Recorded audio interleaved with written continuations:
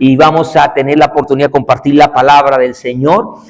Yo le invito para que vayamos a esta parte, luego vamos a hacer lo que corresponde.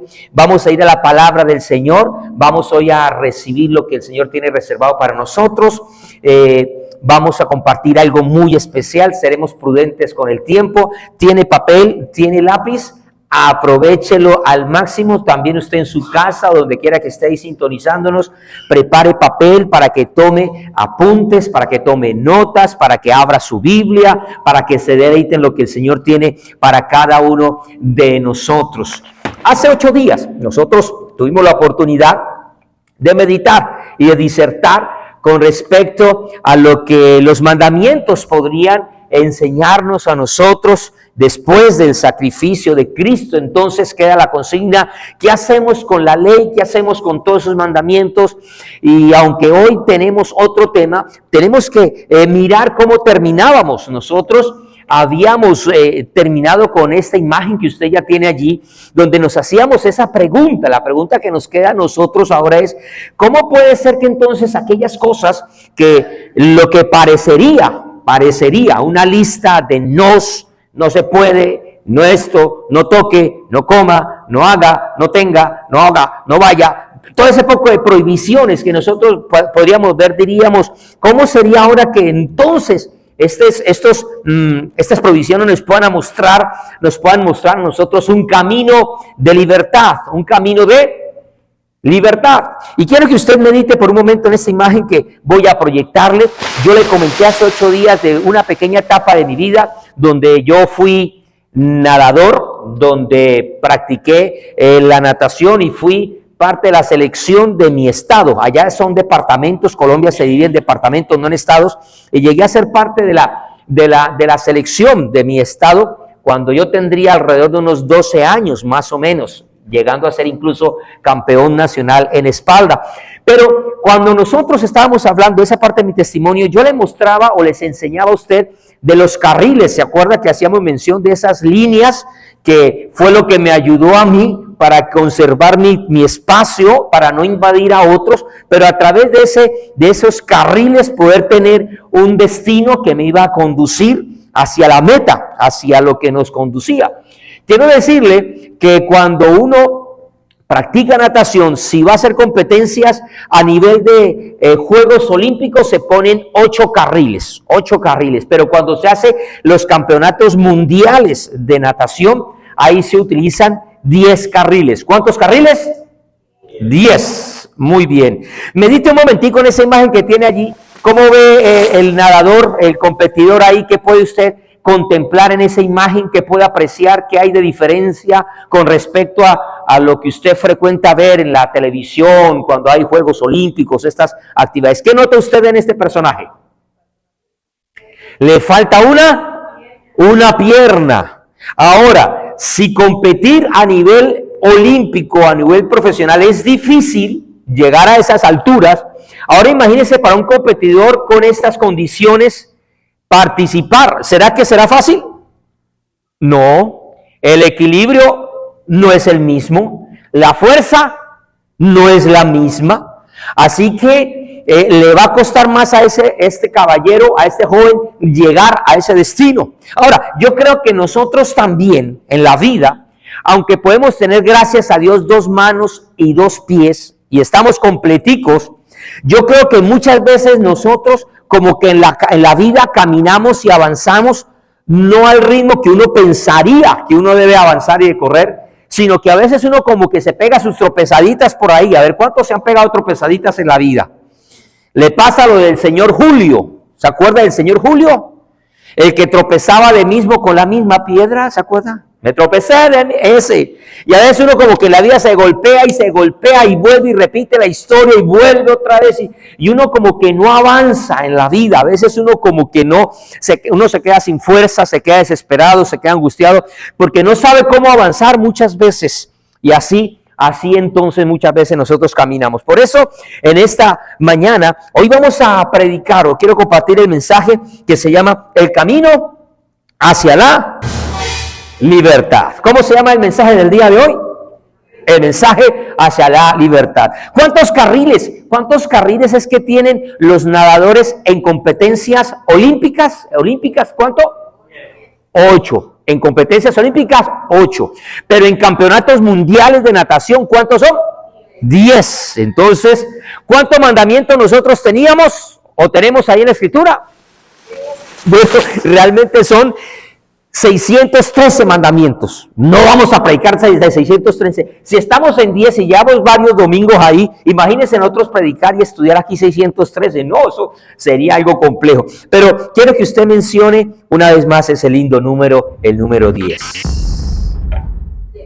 Cuando uno estudia la Biblia, hay unos métodos de interpretación, el pastor David también conoce de esto. Hay varios métodos para uno interpretar la Biblia. Uno de esos métodos es el método literal, que es el que más nos recomiendan a nosotros para uno ceñirse a lo que realmente dice la Escritura. Hay otros métodos que son de interpretación como el alegórico, que también tiene algo muy importante porque nos ayuda a comprender una cantidad de razones, de especificaciones, cosas que están detrás de lo que es lo literal y a veces se puede cometer el error de espiritualizar las cosas. Entonces uno puede interpretar ya no porque haya un correcto estudio exegético de la palabra, sino que ya empieza a tener una gran cantidad de conjeturas y entonces empiezan a haber malas interpretaciones, porque si interpreta, por ejemplo, el libro de Apocalipsis que habla de señales, de monstruos, de bestias, de cuernos, pues la gente empieza a mirar una cantidad de cosas que está ahí sin entender el simbolismo, todo lo que representa, y de ahí sale una gran cantidad de enseñanzas muy equivocadas. Sin embargo, cuando uno estudia, hay símbolos que están en la Biblia que tienen una razón de ser por qué el Señor utiliza todos esos símbolos, personas, lugares, fiestas, acontecimientos, hechos. Todos esos símbolos son importantes para poderlo comprender la cantidad de las cosas. Cuando nosotros vamos a hablar, por ejemplo, del número 10, pues nos vamos a ver que este número es muy importante. Aparece nada más y nada menos que 242 veces en la Biblia el número 10. Y cuando es mencionada la palabra décimo se menciona 79 veces. Cuando nosotros hablamos de los números, pues muchas veces la gente dice, el 1 representa a Dios, que oye Jehová, tu Dios uno es, habla de la unidad. El 2 también tendría una representación, el 3 el número de la Trinidad, y todos estos números podrían representarnos a nosotros cosas. Sin embargo, sin rayar nosotros con la espiritualidad y de tratar de malinterpretar la Escritura, quiero que notemos algunas cosas por ahora importantes a manera de introducción con respecto a lo que es el número 10, porque el número 10 a nosotros nos va a hablar de orden, del orden divino. ¿De qué va a hablarnos el número 10? ¿Qué nos representa el orden? El orden divino es un número también de perfección, de plenitud. Aunque algunos digan que el 7 es el número perfecto, pues hay varios números perfectos que nosotros tenemos en la Escritura. ¿Cuántos dedos tiene usted en su mano? 10. Y podríamos nosotros ahí sí tratar de comparar y decir, bueno, tengo entonces la responsabilidad de servir al Señor. Diga conmigo, tengo la responsabilidad de servir al Señor. Ahora, ¿cuántos dedos tiene usted en sus pies? Diga conmigo, tengo la responsabilidad de andar con el Señor. Así que cada mañana cuando usted vaya al baño y se lave sus manitos y se vea sus 10 deditos, ¿usted qué va a decir? Hoy es un día para servir al Señor. Usted sirve al Señor con su trabajo, usted sirve al Señor con sus quehaceres, usted sirve al Señor con todo lo que el Señor le entrega en esas 24 horas de ese día. Y cuando se da de sus piecitos, dice, hoy es un día para caminar hacia el Señor. ¿Cuántos decimos amén? Es curioso que Abraham, cuando está rascándose la cabeza porque necesita una esposa para su hijo, comisiona a su criado más anciano. Algunos dicen que es Eleazar, pero realmente la Biblia no nos dice el nombre en ese pasaje tan específico, Génesis. Dice que toma a su anciano, al criado, al siervo más anciano, y lo prepara con 10 camellos y lo manda para buscar esposa para su hijo. Ahora, cuando llega ya Rebeca, alimenta a los 10 camellos, y después de esto me llama la atención que ese siervo llega y le entrega unos presentes, le entrega unos brazaletes y unos regalos para esa mujer. Y entonces nos dice que esos brazaletes pesaban nada más y nada menos que 10 ciclos de oro. Y después de que ellos se reúnen con la familia, ya llegan a la casa, comparten, cenan. El criado dice la razón por la cual está en ese espacio. La mamá de Rebeca le dice: Rebeca, ¿por qué no te quedas con nosotros por lo menos unos 10 días más antes de que te vayas para tu matrimonio con el hijo de Abraham? Sin embargo, Rebeca toma la decisión de irse. Ahora, después nosotros, cuando leemos, seguimos leyendo la Biblia, en el libro de Éxodo encontramos el decálogo. Recuerda que hicimos la mención hace 8 días de lo que es las 10 palabras, más que 10 mandamientos, son 10 palabras. Esos mandamientos, o esas palabras mejor, nos van a representar a nosotros esa demanda de la justicia divina y de la responsabilidad del hombre hacia Dios y del hombre hacia ¿quién? Hacia el prójimo, hacia el hombre. Eso nos hablaba a nosotros acerca de esto. Cuando nosotros miramos y seguimos leyendo en el libro de Éxodo, nos encontramos que los hombres, para poder ser redimidos, tenían que entregar una cantidad de dinero para su rescate. Y ese rescate nada más y nada más era de la cantidad de 10 geras o medio ciclo. Habla del número 10, precio de rescate. Diga conmigo, precio de rescate. Para el pueblo de Israel, también el Señor le dice que ellos tendrían que apartar de todos sus ingresos para traer hacia el templo, bueno, en el tiempo del tabernáculo y luego el templo, tenían que traer un porcentaje. ¿Cuál era el porcentaje? El diezmo. Entonces seguimos hablando del 10. Cuando nosotros miramos el pueblo de Israel, cuando sale de Egipto, el pueblo de Egipto fue castigado con ¿cuánta cantidad de plagas? Con 10 plagas. En el libro de Números, cuando ya pasamos al libro de Números, encontramos que la generación que estaba en ese desierto con Moisés se rebeló nada más y nada menos que 10 veces, que se manifestaron en rebelión contra Dios, primeramente incluso contra Moisés. Y si nosotros regresamos al libro de Noé, nos vamos a encontrar que, el libro de Génesis, perdón, donde encontramos a Noé, encontramos que Noé era el 10º patriarca antes del diluvio. Y hablando de patriarcas, quiero que usted preste atención a la siguiente diapositiva, que me llama la atención. Génesis capítulo 5. Abra su Biblia en Génesis capítulo 5. No va a salir ahí proyectado en las diapositivas, pero quiero que usted busque en Génesis capítulo 5 lo que es la genealogía de Jesús. Y esto que les voy a compartir, mis amados hermanos, es para que usted se chupe los dedos. ¿Cuántos aquí acostumbramos a comer pollito con la mano? Porque es que el pollito sabe más rico cuando se come ¿qué? Con la mano.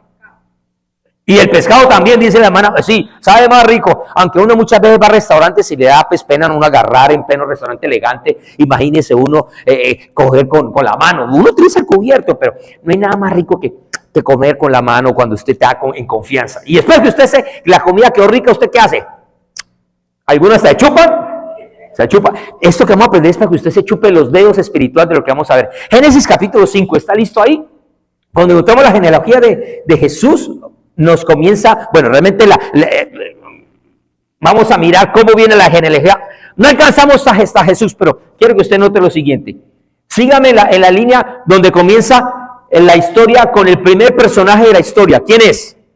Adán. ¿Usted sabe qué significa el nombre Adán? Significa hombre. ¿Qué significa Adán? Hombre. Pero resulta que Adán después tuvo más hijos, pero del cual va a venir la descendencia del Señor es a través de Set. Y Set, ¿sabe qué significa su nombre Set? Significa señalado. Ahora, esto no es especulación, esto es alegórico. todos los nombres para los antiguos tenían un significado, una razón de por qué le colocaban el nombre a las personas. Eso no era así a la topa tolondra. Todo tenía un significado. Y yo me puse a encontrar los significados de estos personajes para que usted llegue a esto que al final usted se va a chupar los dedos como me lo chupé yo. Ahora vamos para el tercer personaje. Después de Set encontramos a Enos. Enos. ¿Sabe qué significa el nombre Enos? Significa capaz de morir. Eso está para que usted lo apunte ahí porque esto va a ser bueno. Capaz de morir. Pero resulta que después viene otro personaje. El otro personaje se llama Mahalael. Oiga, lindo el nombre para un nietecito o para un hijo. Mahalael.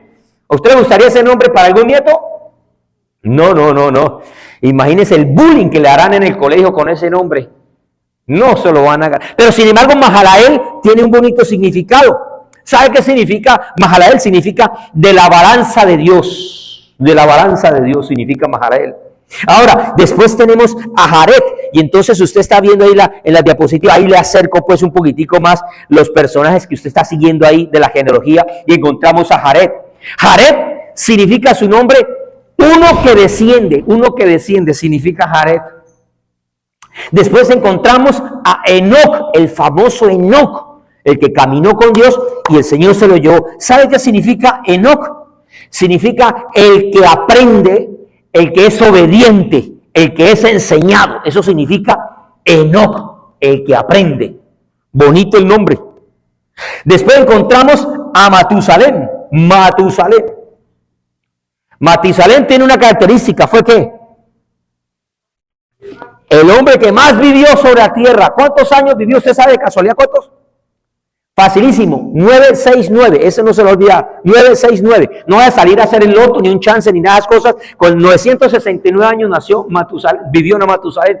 ¿Sabe qué significa Matusalén? Matusalén significa el que fue enviado, pero también tiene la interpretación de su muerte trajo juicio. Eso significa. Ahora, usted ya empieza a escuchar y a meditar ese poco de nombres y esos significados y qué querrá esto, para dónde vamos ahora. Después tenemos al noveno, a Lamec. Y Lamec, su nombre significa empequeñecer, significa pobre, significa humillado, significa hecho vil. Eso significa el nombre Lamec. Y luego tenemos a Noé, que es el décimo. ¿Y qué significa Noé? ¿Alguien sabe qué significa el nombre Noé? Significa descanso, significa reposo. Ahí tenemos los 10 primeros de la genealogía, ¿de quién? De Jesucristo, de Jesús. Ahora, yo me atreví a hilar. Hilar se llama cuando una persona va a tejer y empieza a tomar hilo y empieza a tomar una puntada tras puntada y así. Yo me atreví a hilar. ¿Qué significaría esos 10 nombres?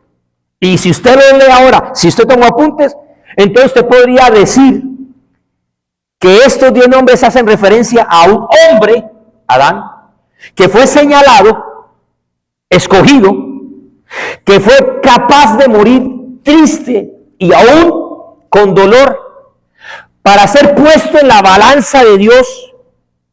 Es uno que desciende, que aprendió la obediencia, que fue enseñado, que además fue enviado para que con su muerte trajera juicio, que se hizo pequeño, que se hizo vil para habitar con los pequeños, que se hizo pobre para estar con los pobres, que fue humillado, que además de eso fue hecho vil para traer al hombre descanso y reposo.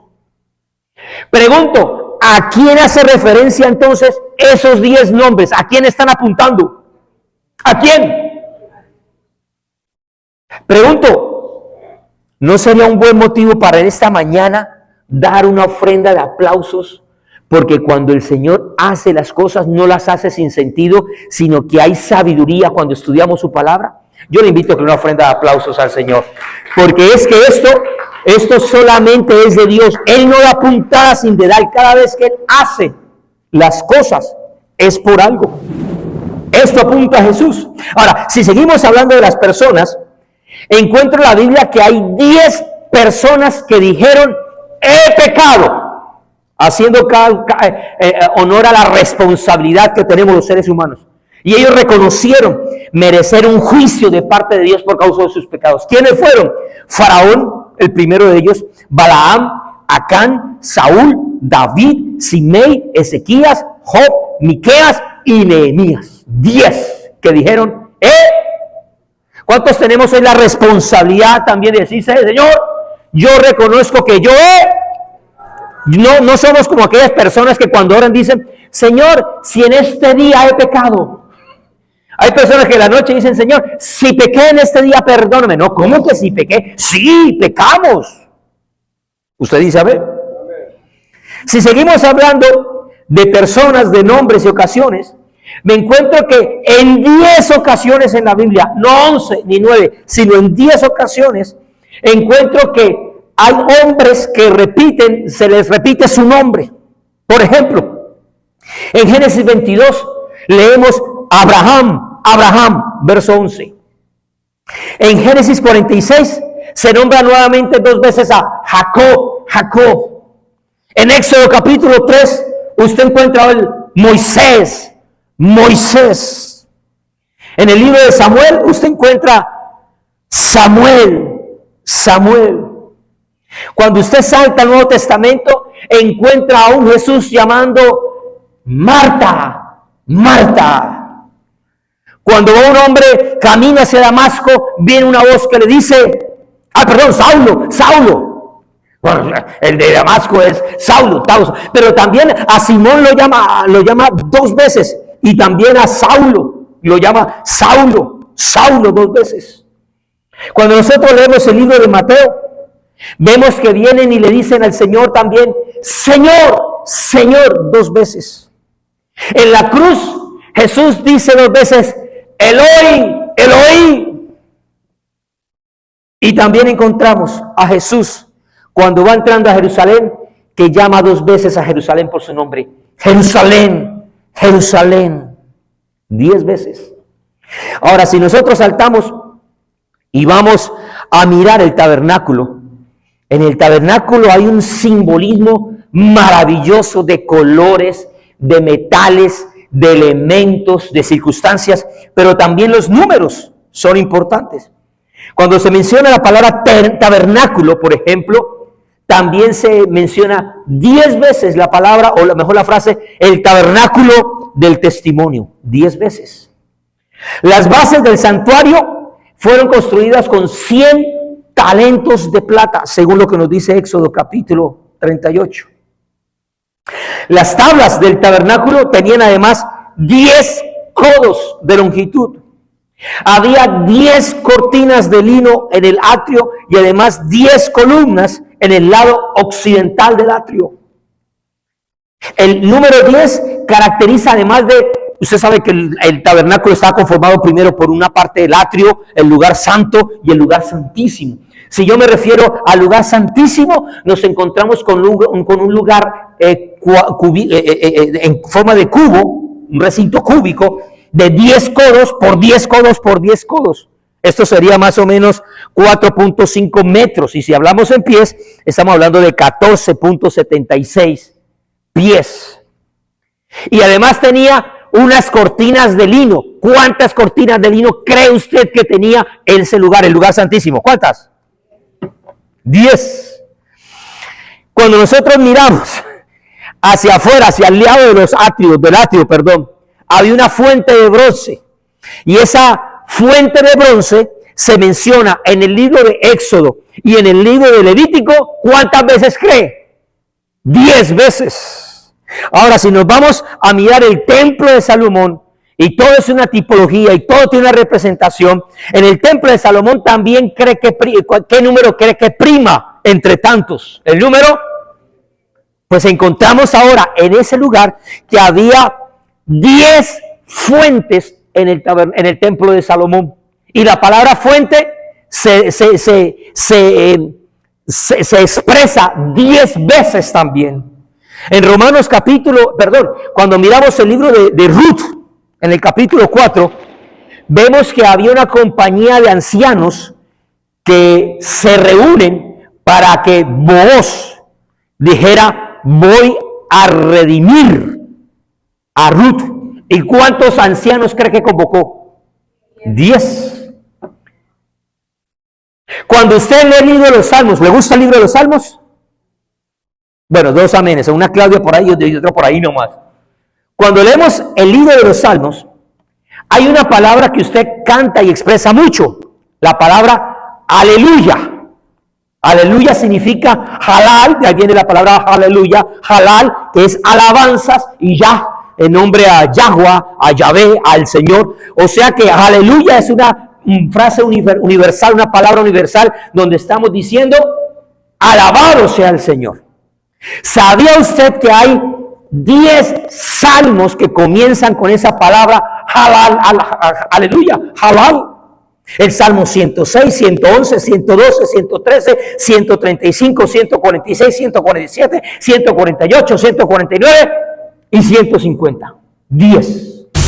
Cuando usted estudia el libro de los Salmos y va al Salmo 119, el Salmo 119 es un acróstico, es un poema que está dedicado a algo muy especial. ¿Usted sabe a quién se le dedica el Salmo 119? A la palabra del Señor, a la palabra.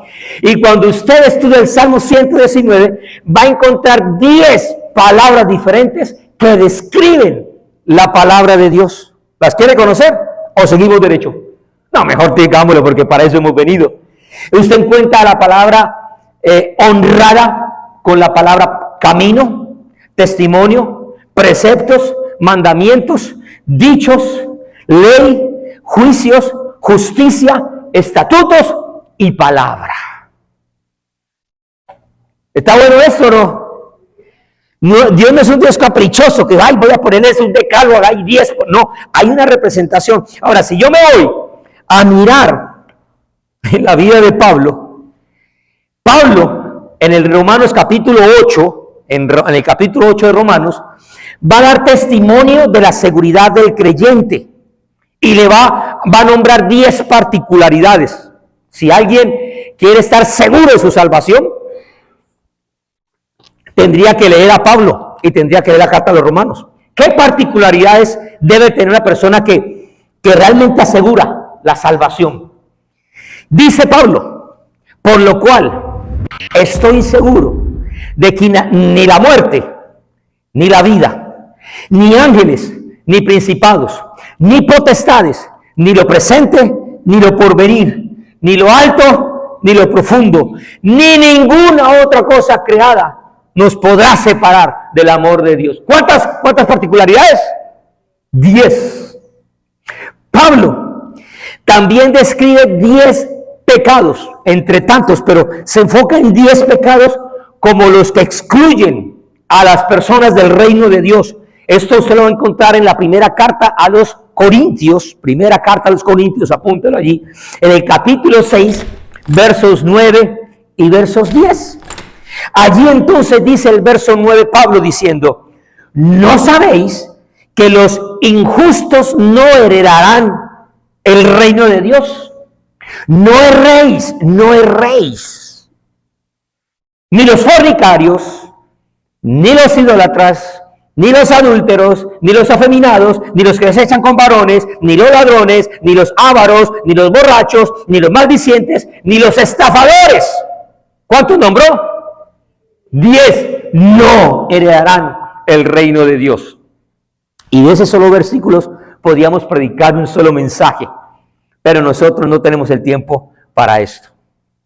¿Sabía usted que cuando Dios hace un pacto con Abraham antes de la ley, Dios hace un pacto con Abraham y le promete un territorio que iba a estar ocupado por otras personas, por otras naciones, por otras tribus, por otros pueblos? ¿Cuántos cree que le nombró el Señor? ¿Cuántos? ¿Cuántos? 10. ¿Cuáles son? Dice el verso 18 de Génesis 15. En aquel día Jehová hizo un pacto con Abraham diciendo, a tu descendencia daré esta tierra, desde el río Egipto hasta el río grande, el río Éufrates. Escuche, esto es algo profético y es algo que estamos viviendo nosotros. Porque usted sabe que ahorita está peleando Israel ¿contra quién? En la franja de Gaza, ¿contra quién? Contra un grupo de insurgencia de Palestina. Y esa tierra ha estado peleando, y entonces la gente está peleando por eso. Israel en su territorio de 1948 que lo ocuparon, y todo eso por ese sector.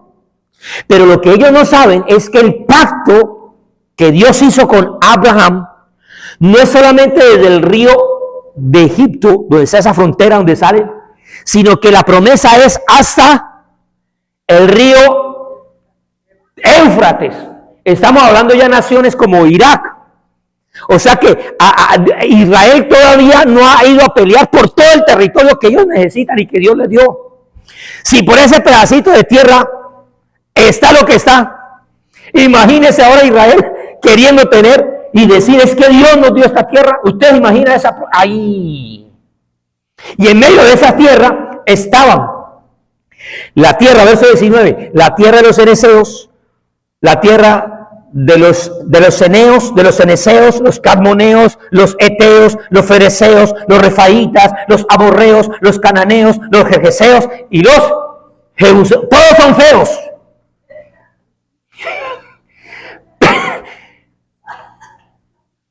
Pero Dios hizo un pacto con Abraham y le va a entregar esas 10 regiones. Quiero terminar esto del número 10, que yo sé que es bonito. Esto a mí me llama la atención. ¿Y por qué sé de esto? Porque por años empecé a estudiar. De hecho, escribí un pequeño libro acerca del simbolismo numérico de la Biblia. Yo he escrito 4 libros. No he tenido toda la oportunidad de publicarlos. No sé si algún día se publicarán. Pero por lo menos yo me senté y ya tengo 4 ahí. Si Dios en algún momento quiere que se publiquen, dará todos los medios y los recursos. Pero estudiando acerca de esto, del número 10, esto de pasar tiempo, me doy cuenta que Jesús, nuestro Señor, también en sus parábolas y en sus enseñanzas, tomó en varias ocasiones como referencia el número 10. En Lucas capítulo 8, el Señor nos habla a nosotros, capítulo 15, nos habla de una mujer que tenía 10 dracmas. En el capítulo 19, Lucas también nos habla las enseñanzas de Jesús acerca de las 10 minas. Tenemos enseñanzas con 10 criados, 10 siervos, 10 sirvientes. Dios nos habla, o el Señor también nos habla acerca de 10 ciudades. Usted recuerda una hermosa enseñanza con una parábola que hay 10 mujeres que están esperando casarse, las 10 vírgenes.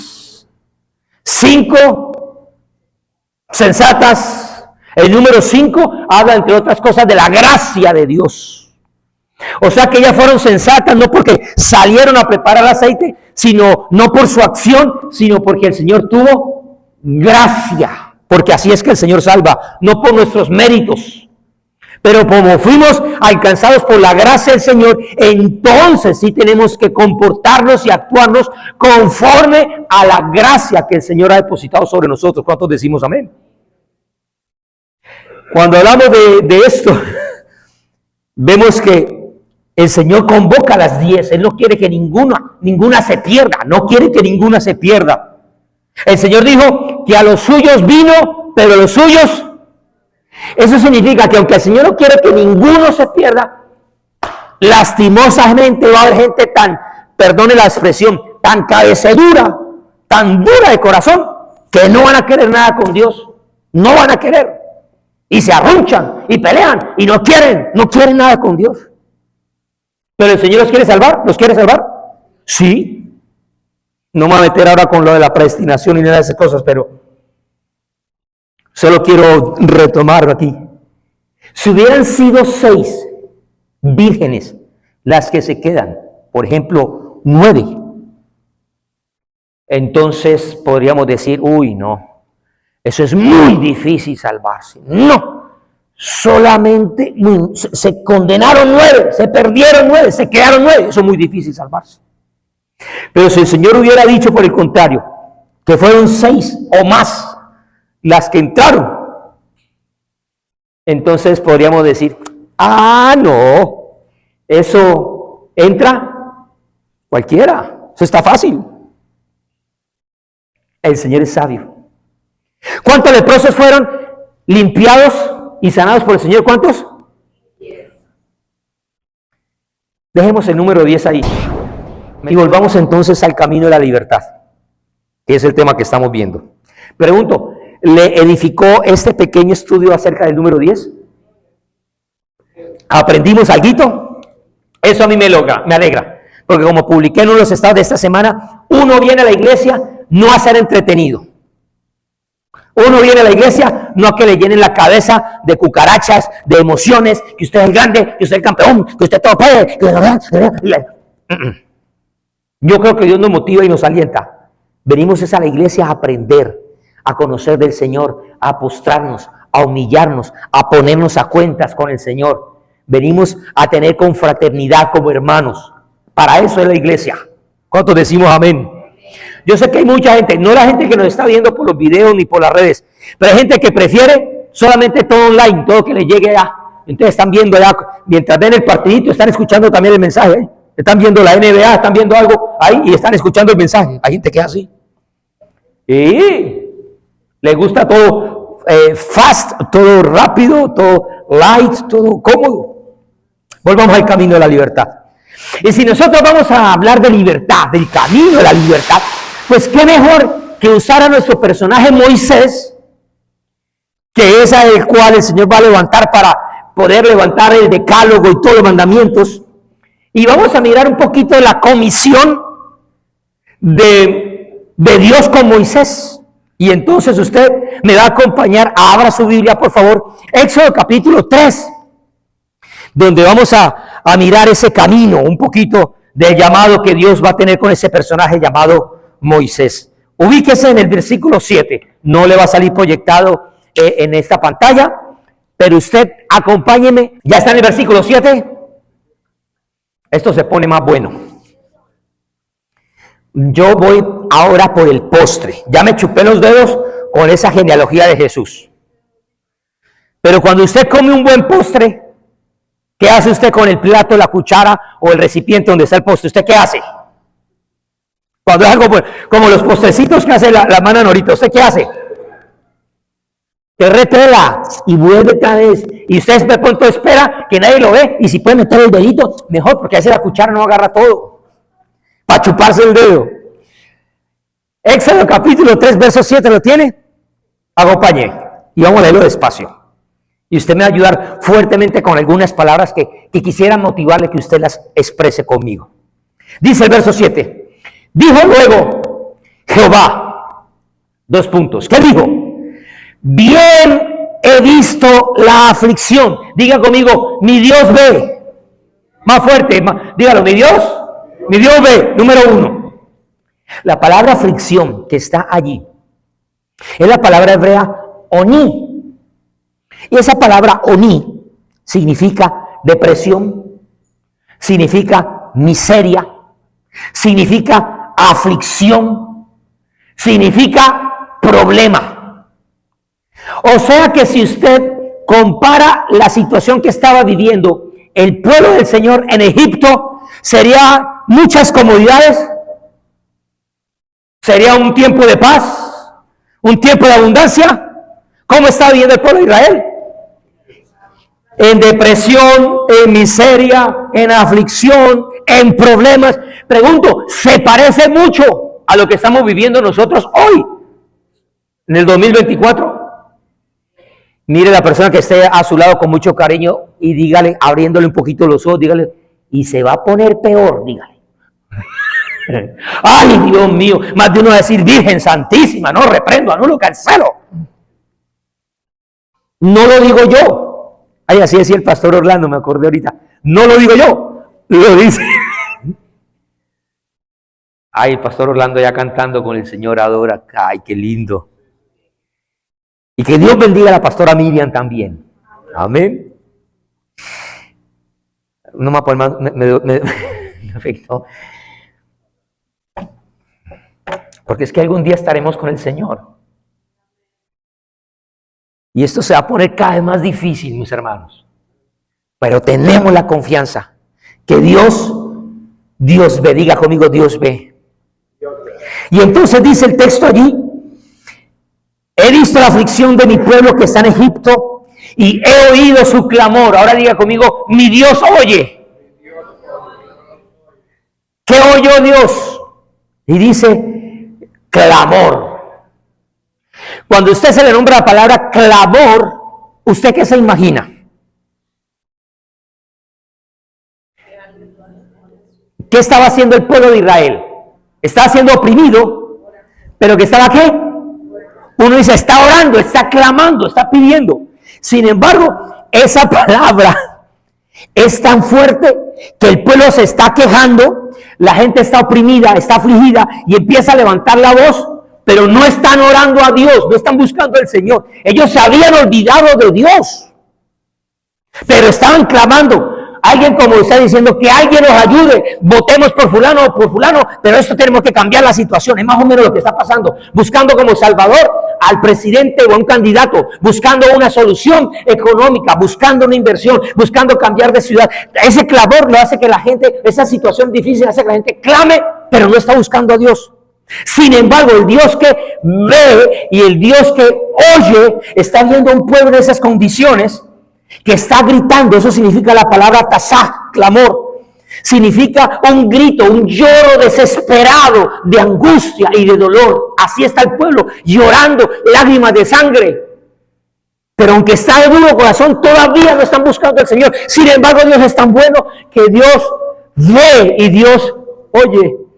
A causa de sus exactores, dice el texto, pues he conocido sus angustias. Ahora diga conmigo, mi Dios conoce. Dígale a su hermano que está a su lado, Dios conoce tu situación. ¿Cuántos decimos amén? No vamos a detenernos, pero dice el verso 8, y he descendido para librarlos de las manos de los egipcios. Ahora diga conmigo, mi Dios actúa. Pero dígalo con convicción, dígalo, mi Dios libera. Sí, porque a veces nosotros solamente lo sabemos, lo mencionamos, pero no tenemos la convicción que Dios va a hacer algo. Y yo creo que Dios va a hacer algo aún en medio de este mundo tan oscuro, tan gris, tan triste, tan defraudado. Ahora Dios va a hacer algo con su pueblo como nosotros. ¿Cuántos decimos amén? Las manos de nuestro Dios no se han acortado. Sus dedos saben trabajar. Sus ojos saben ver. Su corazón palpita de amor todavía por su humanidad. ¿Cuántos decimos amén?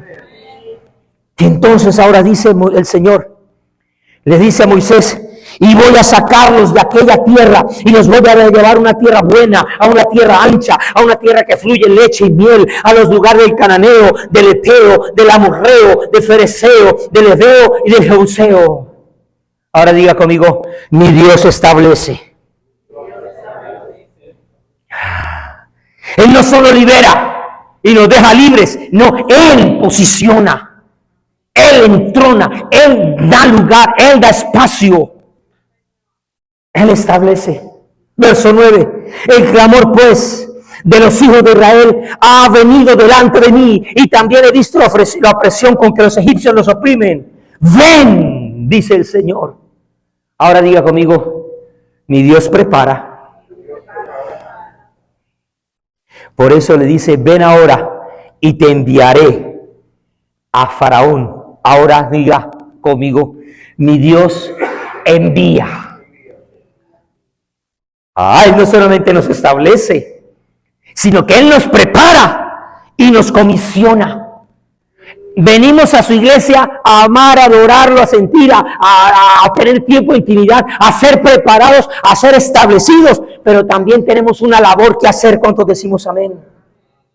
Dígale a su hermano que está a su lado, Dios te comisiona.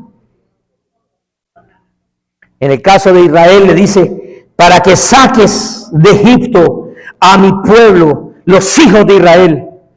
Diga conmigo, Dios tiene un propósito. Hay un para qué. Si Dios te llamó para ser un cristiano, si Dios te llamó para ser un hijo, es porque hay un para qué. No es para que vengas solamente a cantar, a alabar, dar diezmos, ofrendas, venir y compartir. No es solamente, hay una razón, hay un propósito por el cual usted y yo estamos en esta tierra. Dígame. Verso 11. Entonces Moisés respondió a Dios: ¿quién soy yo para que vaya a Faraón y saque de Egipto a los hijos de Israel? Y él respondió: ve, porque yo estaré contigo. Ahora diga conmigo: mi Dios me acompaña. Diga: Dios me respalda. Y esto te señalará por señal que yo te he enviado. Diga conmigo: mi Dios marca. Diga conmigo: mi Dios me señala. Diga: yo soy registro de Dios. Tú eres sellado por el Señor. ¿Sabe cuántas acciones hizo Dios en ese pasaje de Éxodo que acabamos de leer? ¿Cuántas creen? 10. Ahora, cuando yo estaba el jueves en la noche preparando el mensaje, a mí me daba vueltas la cabeza con esa frase de la señal. Y esto te será por señal. Y yo empiezo como cabezón a decir: Espíritu de Dios, aquí hay algo. Enseña, habla, Señor, muestra, ¿qué es? Y como me gusta estudiar, le quiero enseñar la conclusión del mensaje, porque sé que tengo que terminar. Cuando uno va al seminario, le enseñan a uno que el idioma con el cual se escribió el Antiguo Testamento fue ¿en qué idioma? Hebreo. Hay unas pequeñas partes en arameo, como el caso de Daniel, y hay una que otras cosas por allí, unas frases allí. Y el Nuevo Testamento fue escrito en griego, en un griego popular, el griego koiné, el griego del pueblo. Y entonces a uno le enseñan que para poder hacer un buen exégesis o una correcta interpretación del texto, uno debe tratar de conocer los idiomas bíblicos. Y si es el Antiguo Testamento, uno tiene que ir al alfabeto hebreo. Yo no soy experto en hebreo, ni en griego. Escasamente machuco más o menos el español, y ahí voy con el inglés. Pero el Señor que da toda sabiduría, cuando decimos amén, nos va a ayudar a entender esto. Porque resulta que cuando nosotros vemos el alfabeto hebreo, que ellos llaman el alefato por causa de las dos primeras letras que ellos tienen, que es el alef y el bet, solo que tengo que hacer una gran aclaración. Les puse aquí la imagen del alfabeto como nosotros lo leeríamos. Sin embargo, los hebreos no escriben de izquierda a derecha, sino de derecha a izquierda. Por lo tanto, si yo quisiera ser correcto con el idioma hebreo, tendría que haber puesto la primera letra aquí donde está el yot y leer aquí alef, bet, gimel y de ahí para allá. Le damos esa claridad. Ya usted la conoce, porque es que nuestro cerebro está muy acostumbrado de izquierda a derecha, izquierda a derecha. Ahora, ¿por qué ellos escriben al revés? Uno diría eso. Y ellos llegan y dicen: no, ustedes son los que escriben al revés. ¿Por qué? Porque es que en los tiempos antiguos ellos escribían con martillo y con un cincel en piedras. Y era más fácil ir marcando hacia la derecha para no dañar las letras que hacerlo de esta manera.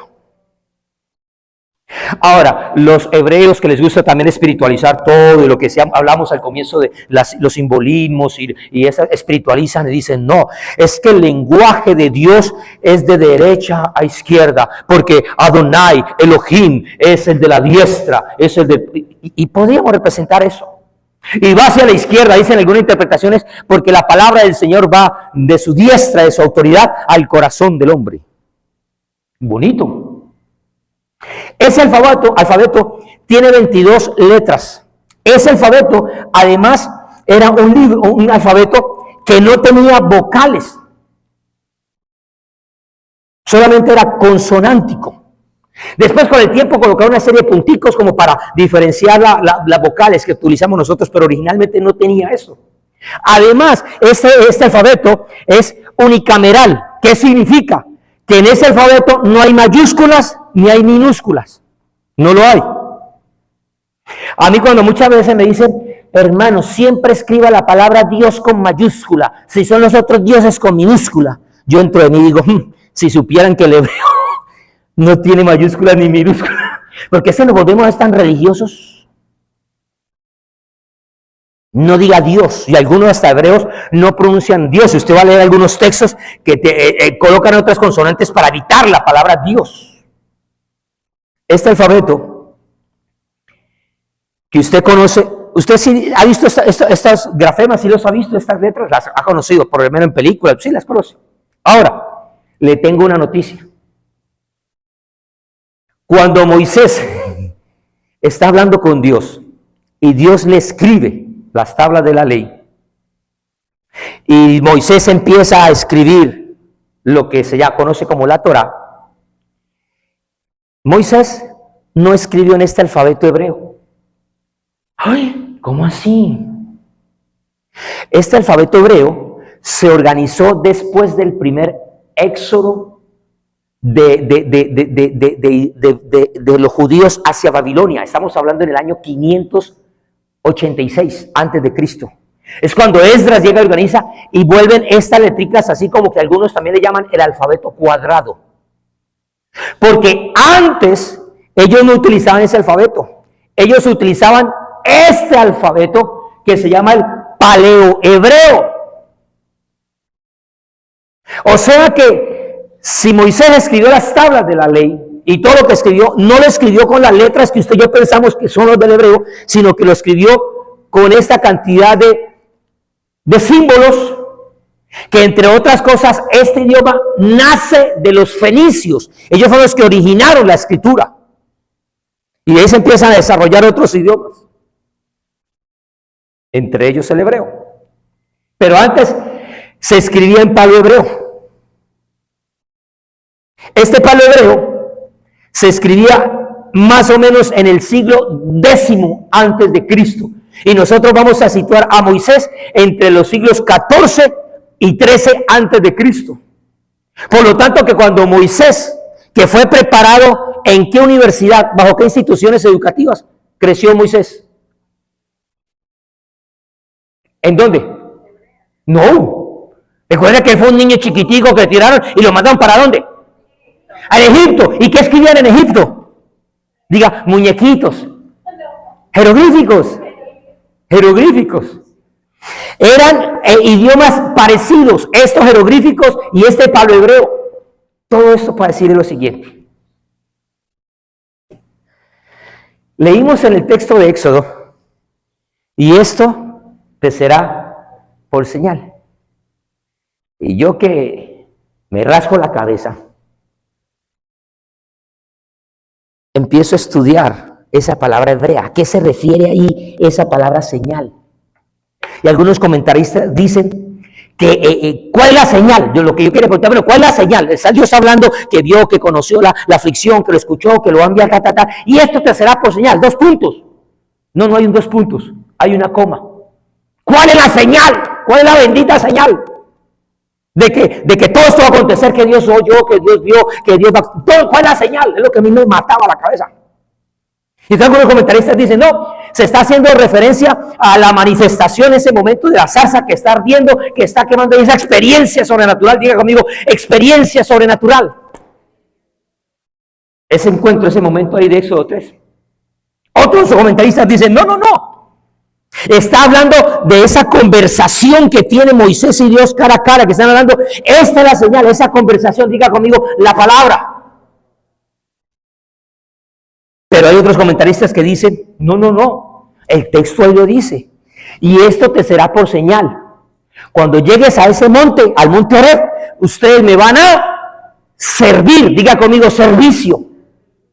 Entonces podríamos buscar y decir que la señal es experiencias, manifestaciones, milagros, prodigios, que le gusta a mucha gente. Otro no, la palabra. Otros dirían no. Es el servicio. Quien fue marcado sirve. Pero me doy cuenta que lo que está pasando en ese momento es una comunión de las tres. Y en ese momento hay un espacio tan íntimo donde Dios va a respaldar a Moisés. Y ahora Moisés va a salir con esa marca para ir al pueblo de Egipto y encontrar a su pueblo y decirle, vamos, y decirle a Faraón, deja. Esa presencia es lo que iba a marcar. Era que Dios iba a volver a caminar con el hombre. Era que el mismo Dios lo iba a respaldar, que el mismo Dios iba a estar ahí cuidando a su pueblo, que el mismo Dios iba a proveer como le proveyó a su pueblo, que el mismo Dios iba a estar para el hombre, con el hombre y en medio del hombre. Esa iba a ser la señal. Y entonces me doy cuenta que la palabra señal, cuando voy al hebreo, perdón, en el alfabeto hebreo, es esa palabra ot. Y esa palabra significa, es una acción en la cual denota, va a aparecer una señal. O una bandera. Una bandera se puede usar como señal. Un faro se puede utilizar como señal. Un monumento también, eso puede usarse como una señal. Un presagio, un prodigio, una evidencia. Eso marca, eso es una marca. Y a eso hace la referencia la palabra ot. Sin embargo, como Moisés no escribió en ese tipo de hebreo, sino en el hebreo más antiguo, aparece esta palabra señal con dos grafemas, con dos dibujitos. La palabra, o mejor, la letra Aleph, que es la que está allí, que tiene imagen como de qué. ¿A usted de qué cree que sale ahí? ¿A qué se le parece ese muñequito? ¿A un qué? ¿A un toro? ¿A un buey? Probablemente es un buey lo que hace representación ahí. Pero también la letra la letra Taf en el hebreo. En el hebreo moderno serían estas dos, Aleph y Taf. Esa letra Taf es una cruz, dos palos cruzados. Y era la forma como los agricultores tomaban un destino, diga conmigo un destino, y agarraban la tierra y ponían una X ahí, una cruz, palabra. Y cuando iban a trabajar con el buey, si querían llegar a ese destino, a donde estaba, lo enfocaban y se iban arando, trabajando con el buey hacia ese destino, para trazar el camino. Podríamos entonces mirar y entender que los hebreos, cuando estaban leyendo esta palabra, pues están encontrando a un buey que está dirigiéndose hacia una marca. Usted y yo ya no utilizamos bueyes, pero cuando queremos llegar a un destino que no conocemos, ¿qué hacemos? GPS, de una. Pero usted puede utilizar el GPS, lo tiene en la mano, lo tiene en el carro. ¿Le funciona así nomás? ¿Qué tiene que hacer usted? ¿Tiene que qué? Bajar la aplicación, listo, tiene todo, tiene el GPS, tiene la app, pero ¿qué tiene que hacer para que funcione? Para poder llegar a ese destino necesita que conocer ¿qué? La dirección, necesita el punto, la referencia. Si usted no tiene esa marca, no llega. Cuando estamos hablando de esta palabra que encontramos allí, nos está mostrando de un destino al cual hay que llegar. Y ya algunos ya lo empiezan a entender. Esta palabra ot, cuando se traduce al idioma inglés, hay una preposición que utilizamos, es la palabra at. Y esa preposición at me habla o se usa cuando vamos a ir a algún lugar. Cuando me muevo hacia algo, utilizo la palabra at. Ahora, esta palabra, estas dos letras son más conocidas por nosotros y son muy conocidas y repetidas en las iglesias. Tenemos la letra griega alfa y la palabra omega. La primera y la última del alfabeto griego. Prepárese entonces, porque cuando yo miro lo que es Aleph, que es la primera letra del alfabeto hebreo, y Taf, la última, me está haciendo referencia en el mismo idioma a la misma persona. Cuando usted lee Isaías, capítulo 44, dice, así dice Jehová, y su Redentor. ¿Quién es su Redentor? Jesús. Jehová de los ejércitos. Yo soy el primero y yo soy el último, el postrero. Fuera de mí no hay nada, no hay nadie. ¿Cuántos decimos amén? Y eso mismo nosotros vamos a ver en el libro Apocalipsis. En Isaías escribieron con Aleph y con Taf en hebreo, pero en el griego, ahí entonces se utiliza yo soy. ¿Quién está hablando ahí en primera persona? Jesucristo. Jesucristo está diciendo yo soy el alfa y la omega, el principio y el fin. No hay más. Así que deje de preguntarle, ¿quién es esa marca? ¿Quién es ese destino que nos va a permitir a nosotros andar por ese camino de libertad? No hay otro. No hay otro. Ahora, por eso Jesús dijo, y conocerán la verdad, y la verdad os hará libres. Y unos versículos más adelante dice, así que si el Hijo os liberta, seréis verdaderamente libres. Mire, mi hermano, una persona puede tener experiencias. Una persona puede tener palabra y conocer hebreo, griego y una cantidad de cosas. Una persona puede ser muy activo en el servicio dentro o fuera de la iglesia. Pero si no conoce a Cristo, si no tiene esa marca, no es libre. Póngase con libertad, por favor, de pie, porque vamos a participar de la cena. Y quiero terminar rápidamente con esto. Cada mandamiento que nosotros encontramos en ese decálogo nos va a abrir a nosotros un camino hacia la libertad para nosotros poder ser libres. Pero recuerden entonces que lo que nos hace a nosotros libres solo es el decálogo. ¿Sí o no? No. ¿Qué es lo que nos hace libres? La marca, el alfa y la omega, el Aleph y el Taf. Cuando yo entonces voy al decálogo, me voy a encontrar que usted y yo podemos ser libres de una cantidad de dioses reales o imaginarios que afectan nuestra vida. Algunos de ellos internos o también externos. Nosotros podemos ser libres de toda influencia demoníaca, de espíritus malos, con conductas de errores. ¿Cuántos decimos amén? Nosotros podemos ser libres de todos los miedos y de todos los temores cuando encontramos que hay un Dios que es sobre todo Dios y sobre todo temor. ¿Cuántos dicen amén?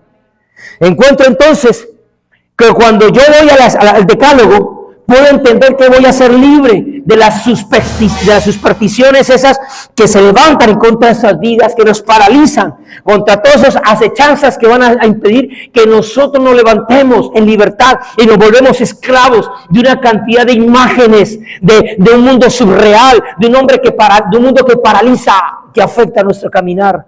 E indudablemente, lastimosamente nos convertimos en idólatras. Y si nosotros no adoramos con libertad al Señor, indudablemente ya estamos adorando a otro que no es nuestro Dios. Por eso necesitamos entender que hemos nacido para adorar solamente a nuestro Señor. ¿Cuántos decimos amén?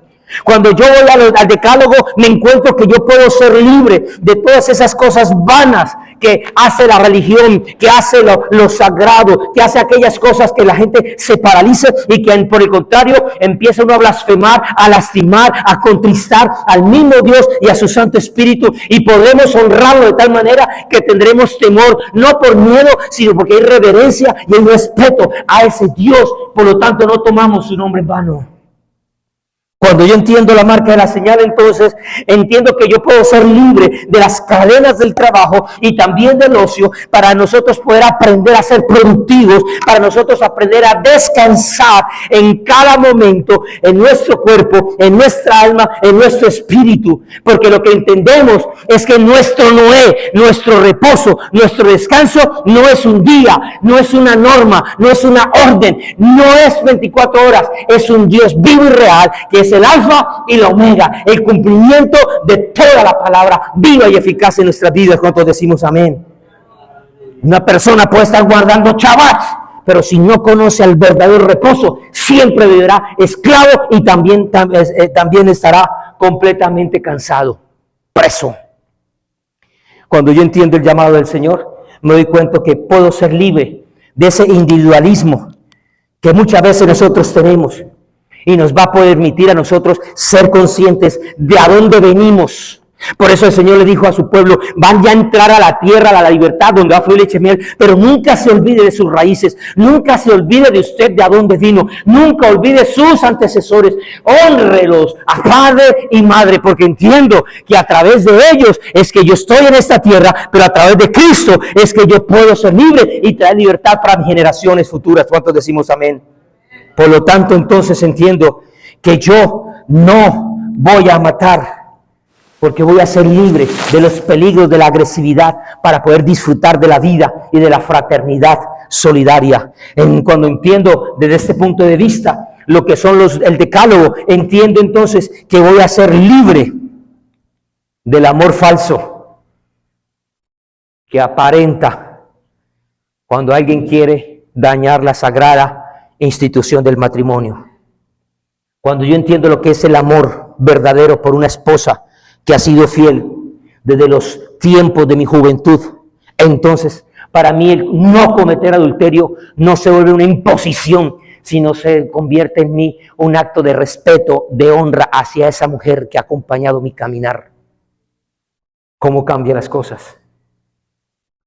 Cuando yo entiendo por la palabra que Él me llama a no hurtar, entonces entiendo que yo soy libre de la insatisfacción material y de la necesidad de poder conseguir las cosas a cualquier precio.